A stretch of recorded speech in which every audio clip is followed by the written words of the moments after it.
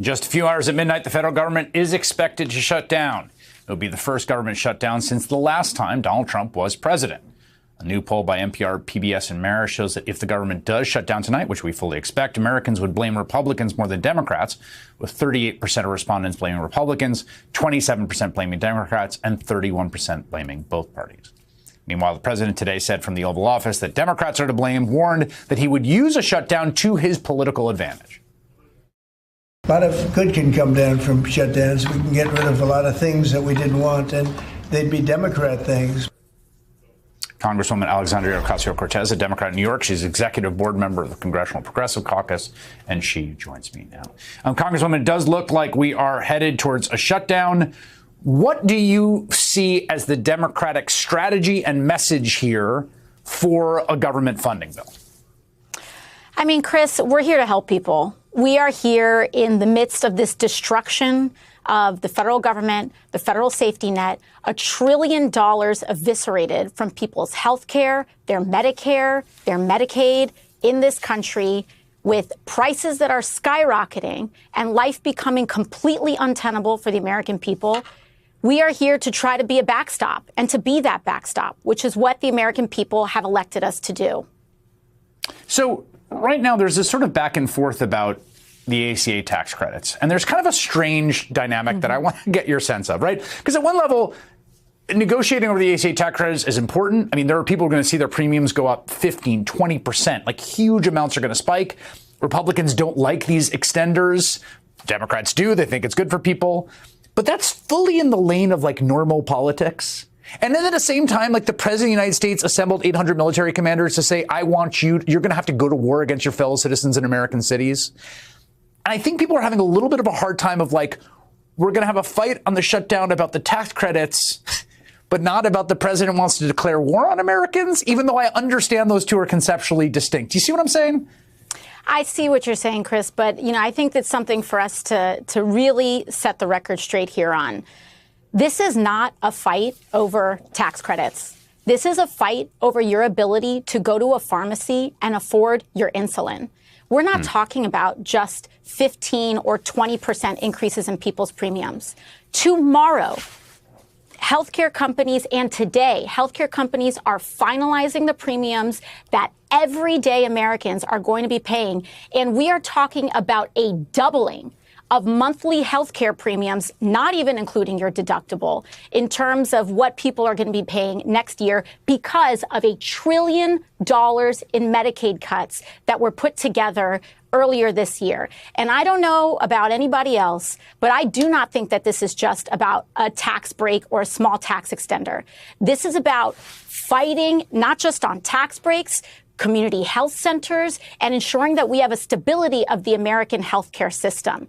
And when Republicans use a legislative mechanism to gut the American healthcare system, we have to use a legislative mechanism in order to restore it and to fight for it. Because at the end of the day, you know, people may talk about tax credits this and tax credits that. What they do understand is when you have insulin and you can't afford it. What they do understand is when your kid has chemotherapy or your spouse gets diagnosed with cancer and you go into a hospital and it doesn't get covered. And you have to choose life and death, what this is about.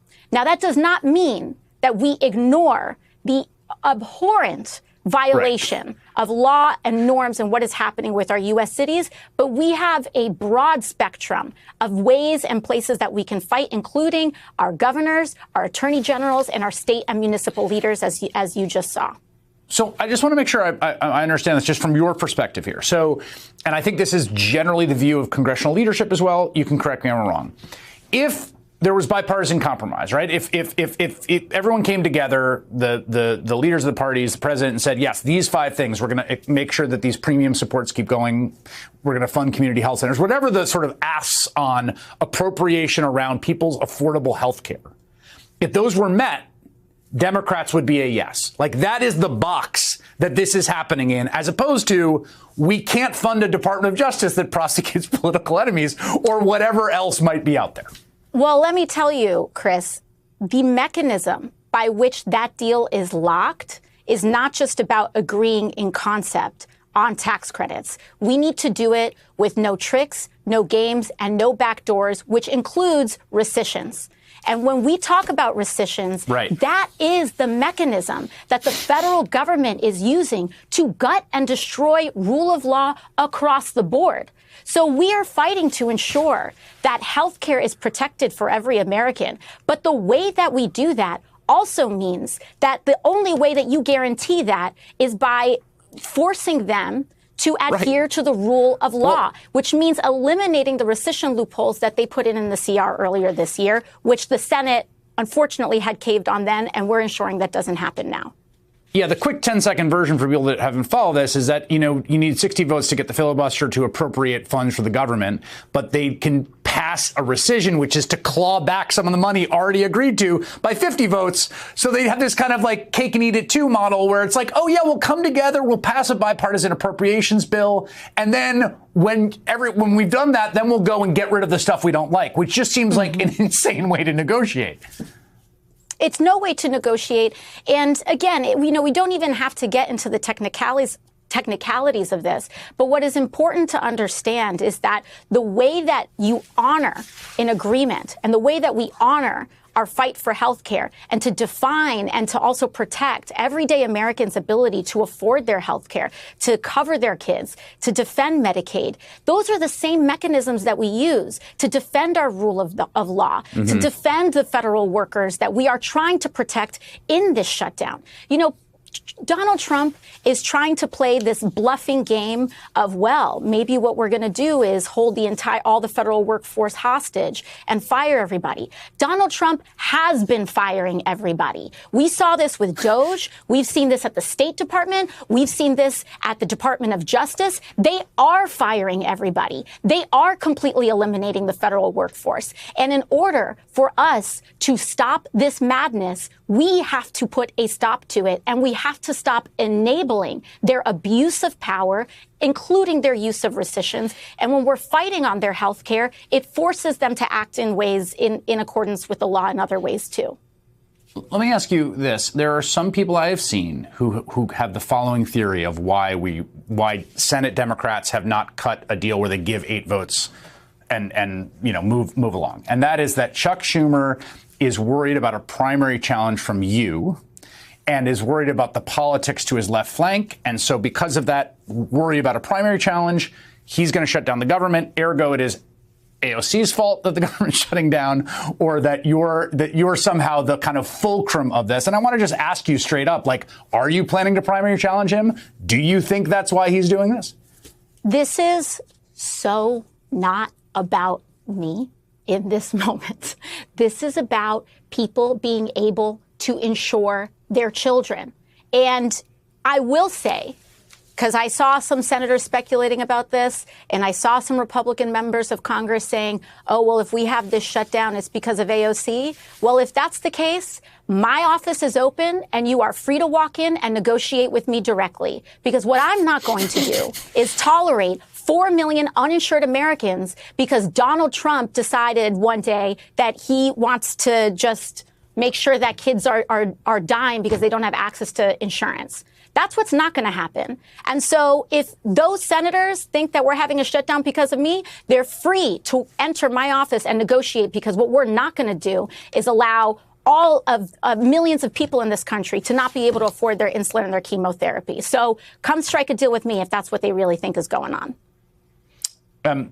There is, over the last week, it seems a lot of people, and I include myself among them, feel like a sort of rising sense of alarm about the aggressiveness of the sort of authoritarian aspirations of this government, essentially firing a U.S. attorney to replace him with a patsy who will indict a political enemy. The continued threat of using the military on American citizens, the ordering the troops to Portland and then backing up because it was 5-year-old B-roll. I don't know.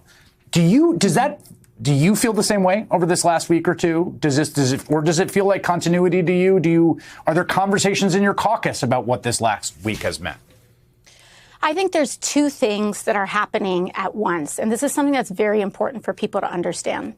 One, there absolutely is an unprecedented abuse of power, destruction of norms, erosion of our government and our democracy in order to prop up an authoritarian style of governance. That is happening. However, they are weaker than they look. And it is important that we remember that, because what they rely on is the impression of power, the perception of inevitability, in us giving up in advance to say, oh, what's going to happen if I stand up, etc. Nothing's going to happen. They rely on that perception of inevitability and power so that people comply in advance and acquiesce in advance and give up in advance. And at the end of the day, Donald Trump is at record levels of unpopularity in his tenure. The Republican House is at record levels of unpopularity. They are underwater across the board, and they know it. And that is causing them to double down in public, but it is backfiring. That is why, whether it's a shutdown, whether it's all of this, they want us to blink first. And we have too much to save. Protecting people is too important a task for us to give up before anything even starts. So they may want to send people in, but these National Guardsmen do not want to be turned against their fellow Americans. We're seeing this here in Washington, D.C. It is an insult. Donald Trump is insulting the service members of this country by putting them on these silly tasks that they themselves do not want to be enforcing. And so we have to understand that standing up matters, that our voice matters, to not give in to this cynicism, because that is what they rely on in order to perpetuate this idea that they are that they have total immunity from consequence. They will experience the consequences of this, but we have to be the consequence, which is why we have to stand tall right now alongside everyday Americans who want us to be standing up right now as well. I want to, final question for you is about a ruling that came from a federal district judge who's been on the bench for decades and who was appointed by Ronald Reagan. It's in the case of Ramesa Ozturk and a few other individuals who's alleged that their free speech, First Amendment rights as protected by the Constitution, were violated by ICE grabbing them because of things they said or wrote. And one of the things he gets to is the masking of ICE agents, which is something that we've seen in New York City, here in Chicago and around. He says the court has listened carefully to the reason given by Ozturk's captors for masking up. It rejects this testimony as disingenuous, squalid, and dishonorable. Mm-hmm. ICE goes mass for a single reason: to terrorize Americans into quiescence. It's a federal judge appointed by Reagan. In all our history, we've never tolerated an armed mass secret police. Carrying on in this fashion, ICE brings indelible obloquy to this administration and everyone who works in it. Is it at all bracing to read a Reagan-appointed federal district judge write something like that in finding that Ramesa Ozturk's and others' rights were violated? Of course. I mean, once, as you said, for a Reagan-appointed judge to be out and out talking about secret police in the United States of America in the year 2025 tells us everything about what's going on. And we get to these extremes through these small erasures and steps when everyone says makes an exception here or makes an exception there. And then before you know it, you have masked agents roaming the streets of this country that do not feel entitled to identify themselves or do not feel like as though they answer to the American people at all. That is dangerous. And it is not without saying, it does not go without saying that the people that they went after first are some of the most vulnerable activists in the United States, which is to say pro-Palestinian organizers and young people, especially those who are on green cards or on visas. Yeah. And the idea that we would allow our freedom of speech to be violated and create exceptions to that for people who are advocating for the lives of Palestinians, it erodes at the very core of American identity, too, because this is a land of the free, but only as long as we defend it and make it so. And so we have a responsibility to ensure that these individuals are protected, including Mahmoud Khalil, who the Trump administration is currently trying to move to deport. Yes, in fact, trying very, very hard as we speak. Congresswoman Alexandria Ocasio-Cortez, thank you for your time tonight. I appreciate it. Of course. Thank you very much.